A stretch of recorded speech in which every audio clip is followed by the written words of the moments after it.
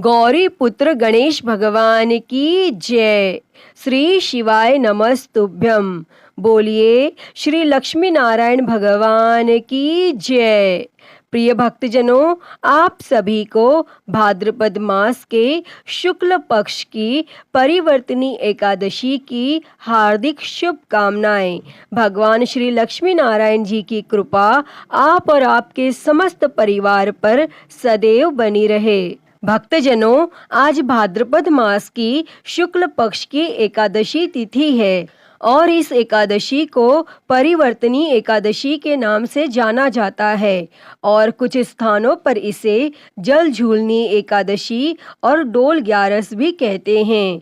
यह एकादशी सभी प्रकार के सुखों और वाजपेयी यज्ञ के बराबर फलों को देने वाली मानी जाती हैं। तो प्रिय भक्तजनों, आज हम इस वीडियो में परिवर्तनी एकादशी की बड़ी ही दुर्लभ कथा को सुनेंगे।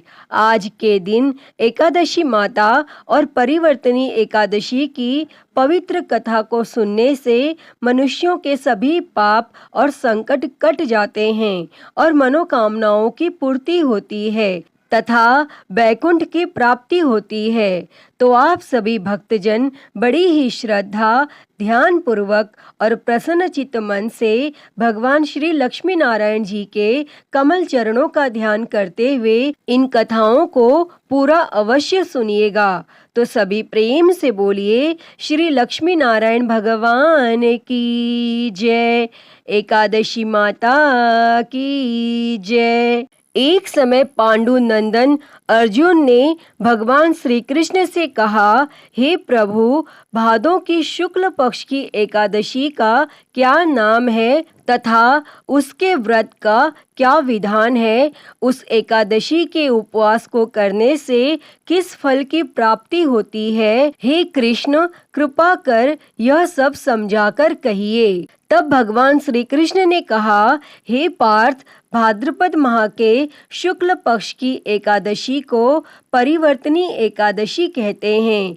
इस एकादशी की कथा के सुनने मात्र से ही सभी पापों का शमन हो जाता है और मनुष्य स्वर्ग का अधिकारी बन जाता है। इस एकादशी की कथा से नीच पापियों का भी उद्धार हो जाता है। यदि कोई धर्मपरायण मनुष्य एकादशी के दिन मेरा पूजन करता है तो मैं उसको संसार की पूजा का फल देता हूँ। जो मनुष्य मेरी पूजा करता है उसे मेरे लोक की प्राप्ति होती है, इसमें तनिक भी संदेह नहीं। जो मनुष्य इस एकादशी के दिन भगवान श्री वामन का पूजन करता है वह तीनों देवता अर्थात ब्रह्मा, विष्णु, महेश की पूजा करता है। हे पार्थ, जो मनुष्य इस एकादशी का उपवास करते हैं उन्हें इस संसार में कुछ भी करना शेष नहीं रहता। इस एकादशी के दिन भगवान विष्णु करवट बदलते हैं, इसलिए इसे परिवर्तनी एकादशी कहते हैं। तब यह सुन विस्मित होकर अर्जुन ने कहा, हे जनार्दन, आपके वचनों को सुनकर मैं भ्रम में पड़ गया हूँ कि आप किस प्रकार सोते तथा करवट बदलते हैं। आपने बलि को क्यों बांधा और वामन रूप धारण करके क्या लीलाएं की? चातुर्मास्य व्रत का विधान क्या है तथा आपके शयन करने पर मनुष्य का क्या कर्तव्य है? कृपया कर सब आप विस्तार पूर्वक कहिए।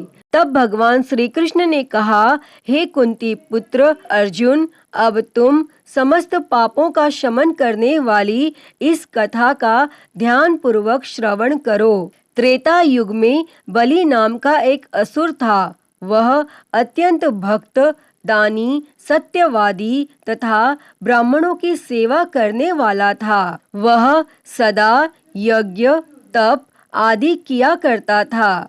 अपनी इसी भक्ति के प्रभाव से वह स्वर्ग में देवेंद्र के स्थान पर राज्य करने लगा।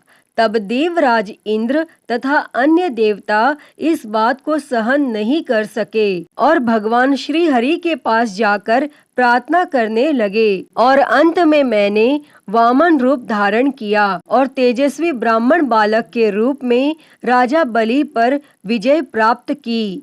तब यह सुनकर अर्जुन ने कहा, हे लीलापति, आपने वामन रूप धारण करके उस बलि को किस प्रकार जीता? कृपा कर यह सब विस्तार पूर्वक बताइए। तब भगवान श्री कृष्ण ने कहा, मैंने वामन रूप धारण करके राजा बलि से याचना की कि हे राजन, तुम मुझे 3 पग भूमि दान दे दो, इससे तुम्हें 3 लोक के दान का फल प्राप्त होगा। तब राजा बलि ने इस छोटी सी याचना को स्वीकार कर लिया और भूमि देने को तैयार हो गया। और जब उसने मुझे वचन दे दिया, तब मैंने अपना आकार बढ़ाया और भूलोक में पैर, भुवन लोक में जंघा, स्वर्ग लोक में कमर, महलोक में पेट, जनलोक में हृदय, तपलोक में कंठ और सत्यलोक में मुख रखकर अपने शीर्ष को ऊंचा उठा लिया। उस समय सूर्य, नक्षत्र, इंद्र तथा अन्य देवता मेरी स्तुति करने लगे। तब मैंने राजा बलि से पूछा कि हे राजन, अब मैं तीसरा पग कहाँ रखूं? और तब इतना सुनकर राजा बलि ने अपना शीर्ष नीचे कर लिया। तब मैंने अपना तीसरा पग उसके शीर्ष पर रख दिया और इस प्रकार देवताओं के हित के लिए मैंने अपने उस असुर भक्त को पाताल लोक में पहुंचा दिया। तब वह मुझसे विनती करने लगा और मैंने उससे कहा कि हे बलि, मैं सदैव तुम्हारे साथ रहूंगा। भादो के शुक्ल पक्ष की परिवर्तनी नामक एकादशी के दिन मेरी एक प्रतिमा राजा बलि के पास रहती है और एक क्षीर सागर में शेष नाग पर शयन करती रहती है। इस एकादशी को विष्णु भगवान सोते हुए करवट बदलते हैं। इस दिन त्रिलोकीनाथ श्री विष्णु भगवान की पूजा की जाती है। इसमें चावल और दही सहित चांदी का दान किया जाता है। इस दिन रात्रि को जागरण करना चाहिए और इस प्रकार उपवास करने से मनुष्य सभी पापों से मुक्त होकर स्वर्ग लोक को जाता है। जो मनुष्य पापों को नष्ट करने वाली इस एकादशी व्रत की कथा सुनते हैं, उन्हें अश्वमेघ यज्ञ के फल की प्राप्ति होती है।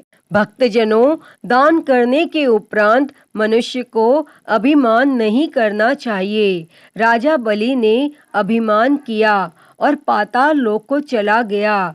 इससे इस बात का भी बोध होता है कि अति हर कार्य की बुरी होती है। एक और अन्य कथा के अनुसार सूर्यवंश में मानधाता नामक चक्रवर्ती राजा हुए। उनके राज्य में सुख संपदा की कोई कमी नहीं थी।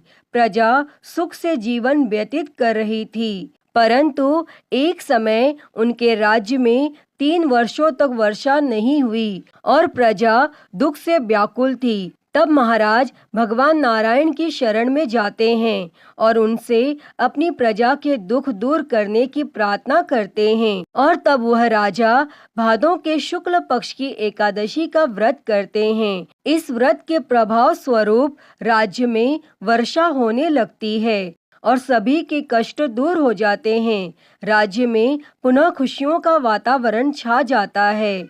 जल झूलनी एकादशी के दिन जो व्यक्ति व्रत करता है, उसे भूमि दान करने और गोदान करने के पश्चात मिलने वाले पुण्य फलों से भी अधिक शुभ फलों की प्राप्ति होती है। तब इसके बाद अर्जुन ने कहा, हे प्रभु, अब आप मुझे इस एकादशी का महत्व और विधि बताइए। तब भगवान श्री कृष्ण जी कहते हैं कि आज के ही दिन माता यशोदा ने जलाशय पर जाकर मेरे वस्त्र धोए थे इसी कारण इसे जल झूलनी एकादशी कहते हैं। और कई स्थानों पर इस दिन भगवान को पालकी यानी डोली में ले जाया जाता है, इसलिए इसे डोल ग्यारस भी कहते हैं। हे अर्जुन, अब इस एकादशी की व्रत की विधि बड़े ही ध्यान पूर्वक सुनो। इस एकादशी व्रत का नियम पालन 10वीं तिथि की रात से ही शुरू कर देना चाहिए। स्कंद पुराण के अनुसार भगवान विष्णु का पूजन, व्रत और उपवास रखकर तिल का दान और तुलसी पूजा का विशेष महत्व है। एकादशी के दिन ब्रह्म मुहूर्त में उठकर स्नान आदि से निवृत्त होकर स्वच्छ वस्त्र धारण करके भगवान विष्णु के वामन अवतार को ध्यान करते हुए व्रत का संकल्प लें। फिर घर के मंदिर में एक चौकी पर लाल कपड़ा बिछाएं और भगवान विष्णु की प्रतिमा स्थापित करें और एक लोटे में गंगा जल लेकर उसमें तिल, रोली और अक्षत मिलाएं और अब इस लोटे से जल की कुछ बूंदें लेकर चारों ओर छिड़कें। फिर इसी लोटे से घट स्थापना करें। अब भगवान विष्णु को धूप दीप दिखाकर उन्हें पुष्प अर्पित करें और अब एकादशी की कथा का पाठ करें अथवा श्रवण करें। शुद्ध घी का दिया जलाकर विष्णु जी की आरती करें। श्री विष्णु जी के मंत्रों का ज्यादा से ज्यादा जाप करें। तत्पश्चात श्री हरि विष्णु जी को तुलसी दल और तुलसी मिश्रित जल का भोग लगाएं और विष्णु सहस्त्र नाम का पाठ अवश्य करना चाहिए। और शाम के समय भगवान विष्णु जी की पूजा करके फलाहार करें और भगवान श्री हरि विष्णु जी का भजन करते हुए रात्रि जागरण करें तथा रात में भगवान विष्णु की प्रतिमा के समीप ही भूमि पर शयन करना चाहिए और इस दिन भूलकर भी तुलसी दल ना तोड़ें और अगले दिन द्वादशी तिथि को योग्य ब्राह्मण को भोजन कराकर दान दक्षिणा देकर आशीर्वाद लें। इसके बाद स्वयं भी भोजन ग्रहण कर व्रत का पारण करें। व्रत के पारण के दौरान आंवला खाना बहुत ही शुभ माना जाता है और एकादशी के दिन गाय को चने की दाल और गुड़ अवश्य खिलाएं तथा केले के पेड़ का पूजन करें और इस दिन व्रत और पूजा के साथ साथ गरीब लोगों को गर्म कपड़े, तिल और अन्न का दान करने से कई यज्ञों का फल प्राप्त होता है। अतः हे लक्ष्मी नारायण भगवान जी, इस कथा को कहते, सुनते और हुंकारा भरते सभी पर सदैव अपनी कृपा बनाए रखना।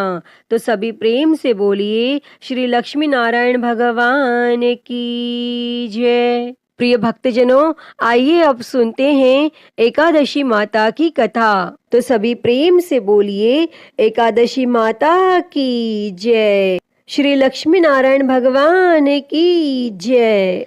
एक बार एक राज्य में एक राजा रहता था। राजा बहुत ही बुद्धिमान और बलशाली था।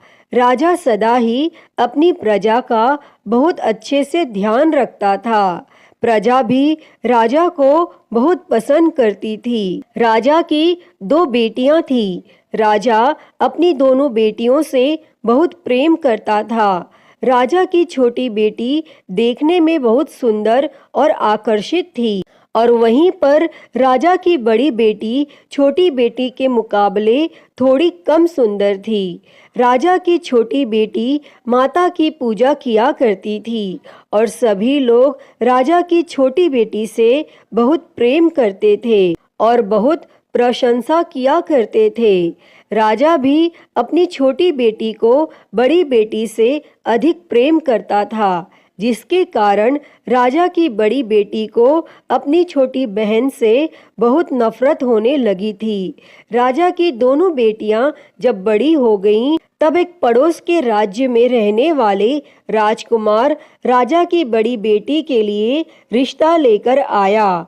लेकिन जैसे ही उस राजकुमार की नजरें राजा की छोटी बेटी पर पड़ी, तो वह राजकुमार राजा की छोटी बेटी पर आकर्षित हो गया और छोटी बेटी से पहली नजर में प्रेम करने लगा और उस राजकुमार ने राजा की बड़ी बेटी के साथ विवाह करने से मना कर दिया और उसने राजा से कहा कि मैं आपकी छोटी बेटी से विवाह करना चाहता हूँ। और यह सब देखकर राजा की बड़ी बेटी अपनी छोटी बहन से बहुत क्रोधित हो गई और राजा की बड़ी बेटी ने अपनी छोटी बहन को अपना सबसे बड़ा दुश्मन मान लिया। तब राजा की बड़ी बेटी ने अपनी छोटी बहन से बदला लेने का निर्णय किया और राजा की बड़ी बेटी ने अपनी छोटी बहन को जान से मारने का उपाय सोचा और उसने अपनी छोटी बहन को मारने के लिए सबसे पहले एक लड्डू में जहर मिलाकर अपनी छोटी बहन को दिया और उसको लड्डू खाने के लिए कहा। लेकिन लड्डू खाने के बाद भी छोटी बहन को कुछ भी नहीं हुआ। लेकिन फिर भी बड़ी बहन ने हार नहीं मानी और जब उसकी छोटी बहन रात में कमरे में सो रही थी तब उसने एक मटके में सांप रखकर उसके कमरे में छोड़ दिया। लेकिन सांप भी छोटी बहन का कुछ नहीं कर पाया। जिसके बाद बड़ी बहन ने छोटी बहन से कहा कि चलो हम लोग कुएं में से पानी भरकर लाते हैं और वह अपनी छोटी बहन को पानी भरने के बहाने कुएं के पास ले गई और उसने अपनी छोटी बहन को कुएं में धक्का दे दिया। लेकिन छोटी बहन को तब भी कुछ नहीं हुआ क्योंकि हर बार ग्यारस माता उसकी रक्षा कर रही थी और उधर बड़ी बहन अपने सारे प्रयास के बाद भी असफल हो रही थी, जिससे वो बहुत क्रोधित हो गई और फिर उसने अपनी छोटी बहन के पास जाकर उससे प्रश्न किया कि मेरी छोटी बहन, क्या तुमको पता है कि भगवान ने सबकी मृत्यु एक निश्चित समय पर लिखी हुई है और कैसे तुम्हारी या मेरी मृत्यु होगी, क्या यह तुम जानती हो? तब छोटी बहन ने अपनी बड़ी बहन को बताया कि हाँ दीदी, मैं जानती हूँ मेरी मृत्यु कैसे होगी। और छोटी बहन से यह सब बातें सुनकर बड़ी बहन मन ही मन बहुत प्रसन्न होने लगी और उसने अपनी छोटी बहन से कहा कि तो तुम मुझे अपनी मृत्यु का राज बताओ। तब छोटी बहन ने अपनी बड़ी बहन से कहा कि मेरी मृत्यु तो एक तोते में है, जो तोते के गले में एक हार है, उससे मेरी मृत्यु होगी। जब कोई भी व्यक्ति तोते को मारकर उस हार को अपने गले में पहने तो मैं मूर्छित हो जाऊंगी और जैसे ही उस हार को अपने गले से उतारे तो मैं वापस से जीवित हो जाऊंगी। और फिर अपनी छोटी बहन की मृत्यु का राज जानकर बड़ी बहन बहुत खुश हुई और उसने अपनी छोटी बहन को मारने के लिए उसके पालतू तोते को ढूंढना शुरू कर दिया और छोटी बहन को इस बात का आभास हो गया था कि कोई उसकी जान लेना चाहता है, जिसके लिए वह अपने पिताजी के पास गई और उसने अपने पिताजी से कहा कि पिताजी, मेरी मृत्यु के बाद आप मुझे मत जलाइएगा, आप मुझे अपनी पुरानी वाली हवेली में एक पलंग में लेटाकर छोड़ दीजिएगा। तब अपनी छोटी लड़की की यह बातें सुनकर राजा बहुत आश्चर्यचकित हो गया और राजा ने अपनी छोटी बेटी से पूछा कि बेटी, तुम यह क्या कह रही हो? तब राजा की छोटी बेटी ने बताया कि पिताजी, समय किसी के लिए नहीं रुकता, क्या कब किसको हो जाए इसका किसी को कुछ नहीं पता। फिर राजा ने अपनी छोटी बेटी से कहा कि तुम ऐसी बातें क्यों करती हो? 2-3 दिन के बाद तो तुम्हारा विवाह है। लेकिन छोटी बेटी ने अपने पिताजी को ऐसा करने पर मजबूर कर दिया और उनसे वचन ले लिया और राजा ने भी अपनी छोटी बेटी की बात स्वीकार कर ली। और 2-3 दिनों के बाद जब शादी का समय आया तब राजकुमार बारात लेकर राजा के घर आया और राजकुमार और राजा की छोटी बेटी का विवाह शुरू हो गया। और जैसे ही राजा की छोटी बेटी राजकुमार के साथ फेरे लेने लगी तो उसकी बड़ी बहन अपनी छोटी बहन के कमरे में जाकर उसके तोते को पकड़ लेती है और उसको जान से मार देती है और तोते तोते के गले में जो हार था उसको अपने गले में धारण कर लेती है और जैसे ही बड़ी बहन उस हार को अपने गले में धारण करती है तो उधर छोटी बहन 3.5 ही फेरे ले पाती है और वहीं पर बेहोश होकर गिर जाती है। जिसके बाद राजा ने बड़े बड़े हकीमों को बुलाया और अपनी छोटी बेटी का इलाज करने के लिए कहा और राजा की बात सुनकर जब वैद्य ने छोटी बेटी को देखा तो राजा को बताया कि आपकी छोटी बेटी ना तो जीवित है और ना मरी हुई, ऐसा मैं पहली बार देख रहा हूँ। तब राजा ने वैद्य और हकीम को यह बात बाहर बताने से मना कर दिया और उनको कहा कि अगर तुमने यह बात किसी को बाहर बताई तो हम तुमको फांसी दे देंगे। और राजा ने अपनी छोटी बेटी को पुराने महल में जाकर एक पलंग में लेटा दिया और वहां पर कुछ सैनिकों को तैनात कर दिया। इसके बाद राजा वापस अपने महल पर आ गया और राजा की बड़ी बेटी अपने पिताजी के पास आई और कहने लगी कि पिताजी, अगर यह शादी संपन्न नहीं हुई तो आपकी इज्जत का क्या होगा? आप कहें तो मैं आपकी इज्जत बचाने के लिए राजकुमार से शादी करने के लिए तैयार हूँ। जिसके बाद राजा ने अपनी बड़ी बेटी की बात मान ली और राजा ने बड़ी बेटी को छोटी बेटी के कपड़े पहनाकर मंडप में भेज दिया। लेकिन राजकुमार यह जान गया कि यह राजा की छोटी बेटी नहीं है बल्कि यह राजा की बड़ी बेटी है।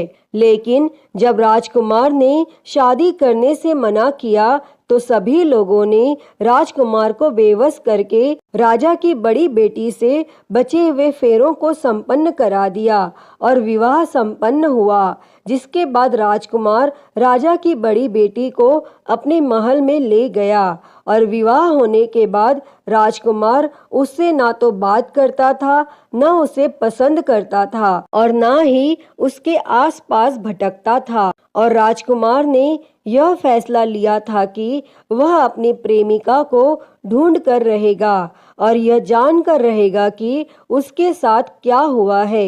एक दिन राजकुमार अपने घोड़े पर सवार होकर राजा के पुराने महल के पास पहुंचा, जहां पर उसने कुछ सैनिकों को देखा।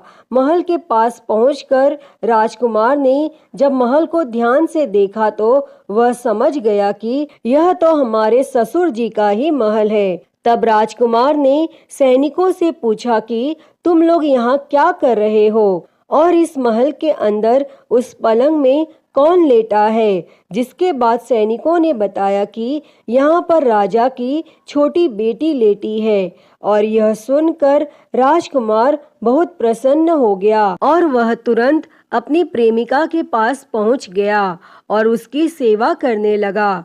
जैसे ही रात हुई तो राजा की छोटी बेटी उठकर खड़ी हो गई और राजकुमार यह देखकर बहुत खुश हो गया और उसने अपनी प्रेमिका से पूछा कि तुम यहाँ क्या कर रही हो? तुम मेरे साथ मेरे घर चलो। तब राजा की छोटी बेटी ने राजकुमार को सारी बातें बता दी कि मेरी जान एक तोते में बसती थी और मैंने यह बात सिर्फ अपनी बड़ी बहन को बताई थी और मुझे पता है कि उसने ही मुझे मारने का प्रयास किया है। उसके पास एक हार है जिसको वह सुबह पहन लेती है और रात को उतार देती है।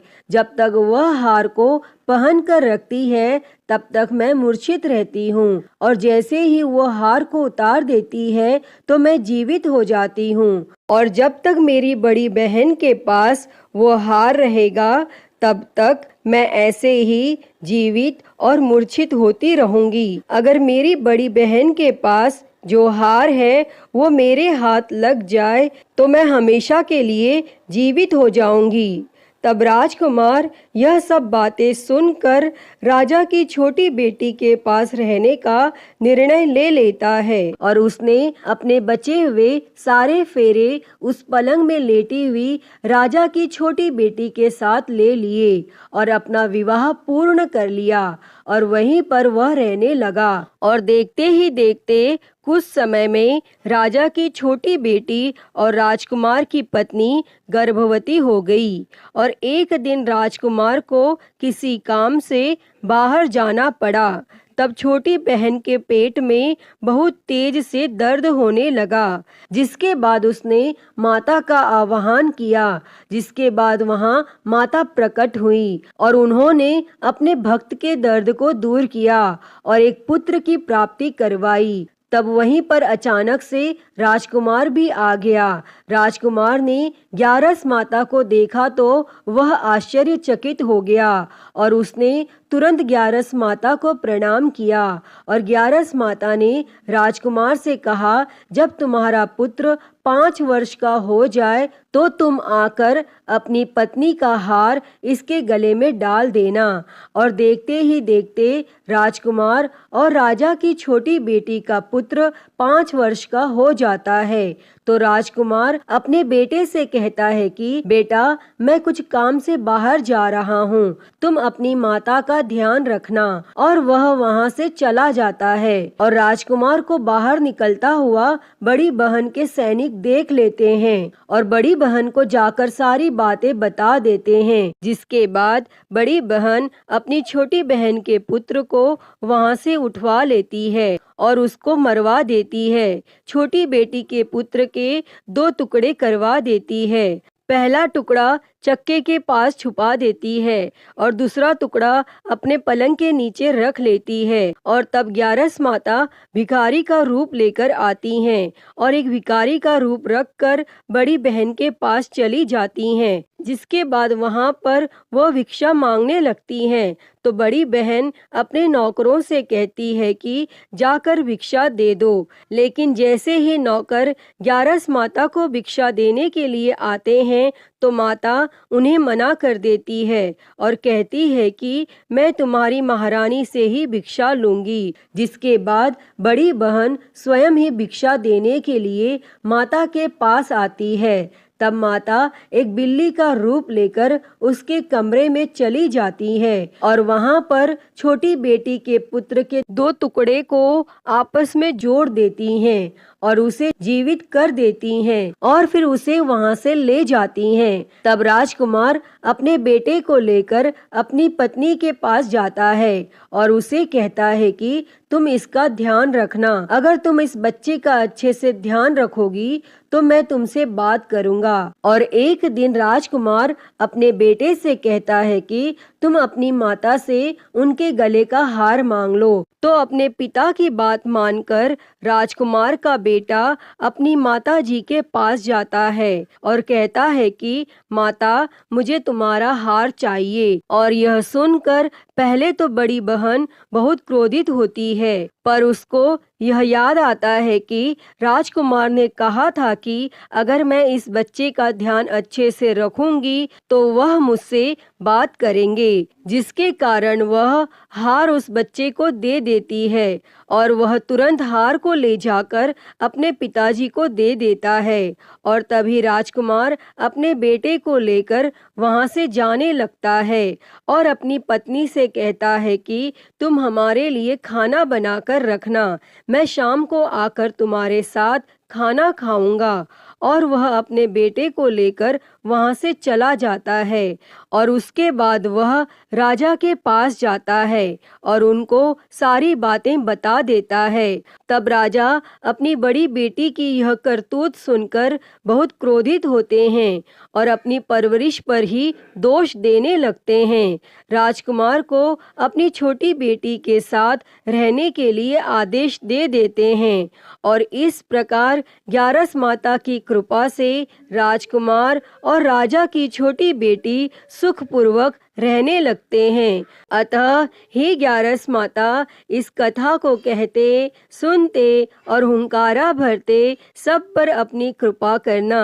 सभी के जीवन से दुखों को दूर कर सभी के जीवन में सुख और समृद्धि देना। तो सभी प्रेम से बोलिए एकादशी माता की जय, श्री लक्ष्मी नारायण भगवान की जय, श्री उमापति महादेव की जय। प्रिय भक्तजनों, तो मैं उम्मीद करती हूँ कि आपको आज की यह कथा पसंद आई होगी और अगर वीडियो अच्छी लगी हो तो इसे लाइक करें, ज़्यादा से ज़्यादा शेयर करें और कमेंट बॉक्स में 11 माता की जय लिखना ना भूलें और महाकाल भक्ति ज्ञान चैनल को सब्सक्राइब कर नोटिफिकेशन बेल को ज़रूर ऑन कर लें। हर हर महादेव। धन्यवाद।